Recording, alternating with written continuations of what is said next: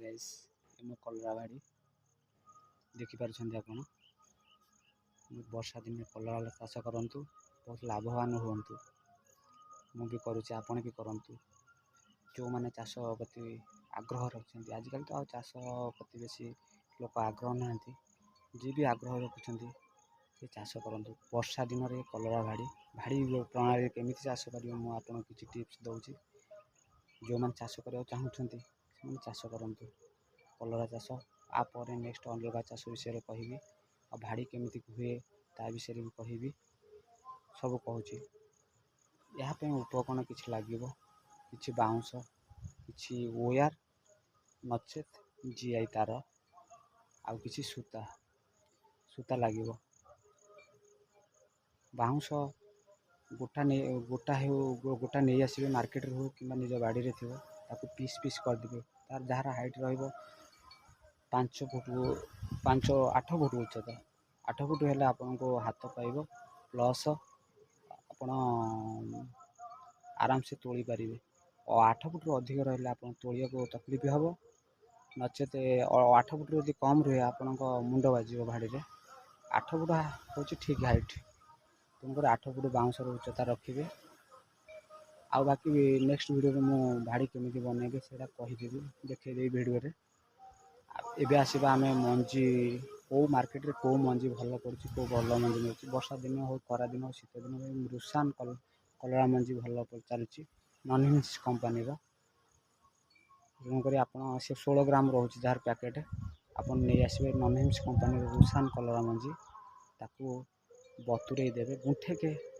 गोटे पैकेट लगे गोटे पैकेट रू 1.5 पैकेट 20 ग्राम मंजी लगे गुंठे तार ताकू कौन करेंगे ना आप आणिकी पानी रे बतुरे देवे 12 रू 24 घंटा कि 12 घंटा बतुरे देवे बतुरला गजा कर लगातु कि डायरेक्ट लगातु जदि भी गजा कर गजा करने प्रणाली मुझे बतई दूसरी गजा केमी करेंगे ना 24 घंटा बतुरे देला पानी छाणी आणिक गोटे सूता कपड़ा नहीं जाए तादे गुड़े दे आपण कि कुटा पाल तादे गुड़े देकर कौन उषुम जगार धान भाड़ी तले भाड़ी भितर कि पाउंश कि उषुम जगार जेकोसी अखा फका अखा अखा सूता अखा झोटर अखा 2-3 टा गुड़े रखिदेवे से आराम से 3 दिन भितर गजा हो 3 दिन रू 4 दिन भितर गजा होदी किसी रहीगला आउ थे से प्रणाली बसईदेवे आ बतुरेबे पानी रे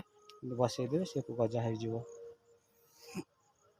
गजा होपर आप लगेबे आ जदि डायरेक्ट लगाती डायरेक्ट मंजी आनी पोतीदेवे डिस्टेंस रखिए मंजीरू मंजी डिस्टेंस धाड़ी प्रणाली 1.5 फुट रू 2 फुट मंजी प्रणाली धाड़ी प्रणाली तापर जदि गजा भी लगाती सेमती लगे मंजी भी लगा सेमती गजाटा 3 दिन रे गछ बाहर जाव किंतु मंजीटा जब लगे 14 रू 15 दिन लगे गछ बाहर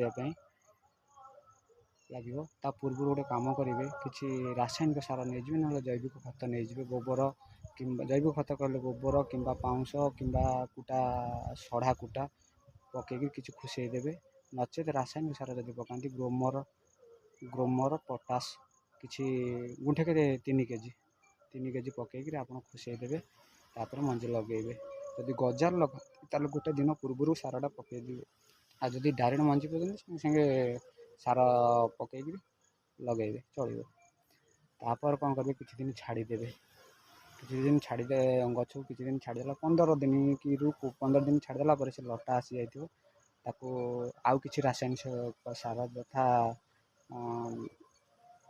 डीएपी कि यूरिया डीएपी विभिन्न कंपानी अच्छी ताकू आनी डीएपी यूरिया डीएपी गुंठ पिछा 3 kilo DAP 4 kilo DAP 1 kilo urea मिश्रण कर 5 केजी गुंठ पिछा देवे देकर ताकू माटी हुड़ा देदेवे हुड़ा देदेवे हुड़ा दबार किसी दिन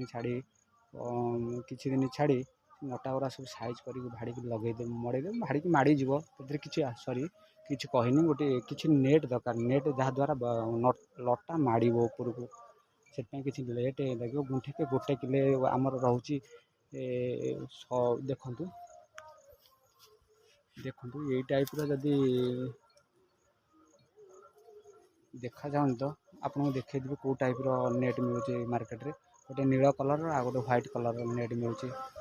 ଆପଣ ମାର୍କେଟ ହ୍ୱାଇଟ୍ କଲର୍ ଯେଉଁ ନେଟ୍ ତାର ଦାମ୍ ରହୁଛି 600 ଟଙ୍କା କେଜି ପର୍ କେଜି। ଆଉ ଗ୍ରୀନ୍ କଲର୍ ଯେଉଁ ନେଟ୍ ତାର କେଜି ରହୁଛି 300 ଟଙ୍କା। ଉପରେ ଦେଖିପାରୁଥିବେ ଗ୍ରୀନ୍ କଲର୍ ଏଇ ସୂତା ରହୁଛି। ସୂତା ପ୍ଲସ୍ ନେଟ୍ର ଦାମ୍ ରହୁଛି 300 ଟଙ୍କା। ସୂତାର ଦାମ୍ ରହୁଛି 500ରୁ 100 ଟଙ୍କା। ଆପଣ ମାର୍କେଟରୁ ନେଇ ଆସିପାରିବେ।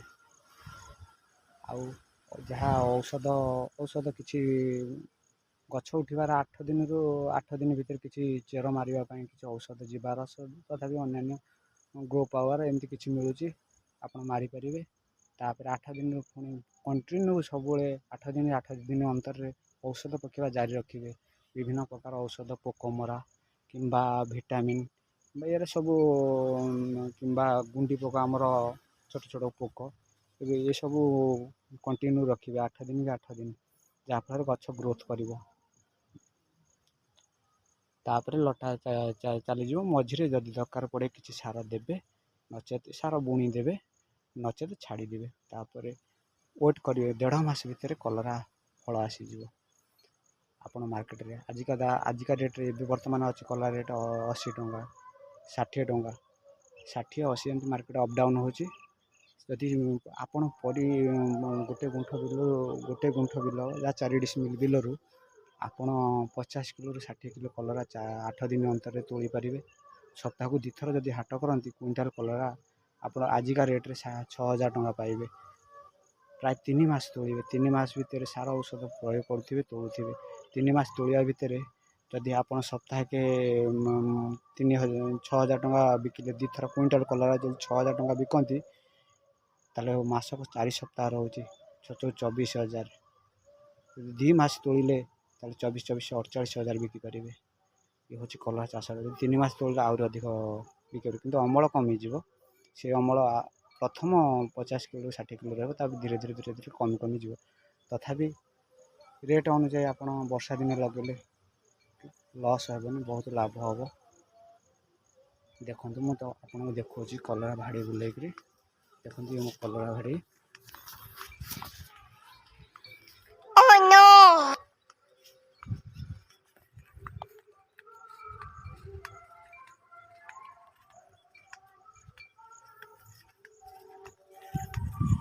ବାହାରକୁ ଆସିଲେ ହେରି ଦେଖନ୍ତୁ କଲରା ଭାଡ଼ି ଏ ପାଣିରେ ଚାଷ କରିବେ। ଓୟାର 3ଟା ଛିଣ୍ଡି ଯାଇଛି। 3ଟା ଓୟାର ଛିଣ୍ଡି ଯାଇଛି। ଏ ଯେଉଁ ଓୟାର ଲାଗିଛି 3ଟା ଛିଣ୍ଡି ଯାଇଛି। ଇଏରୁ ଭାଡ଼ି ନଇଁ ପଡ଼ିଛି।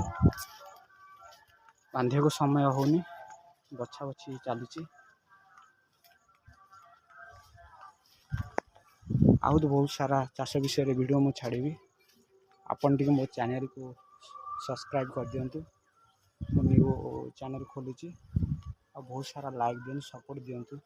ମୁଁ ଆହୁରି ଭିଡ଼ିଓ ବନେଇବାକୁ ମୋର ଇଚ୍ଛା ପ୍ରକାଶ ହେବ। ରଖୁଛି, ନମସ୍କାର।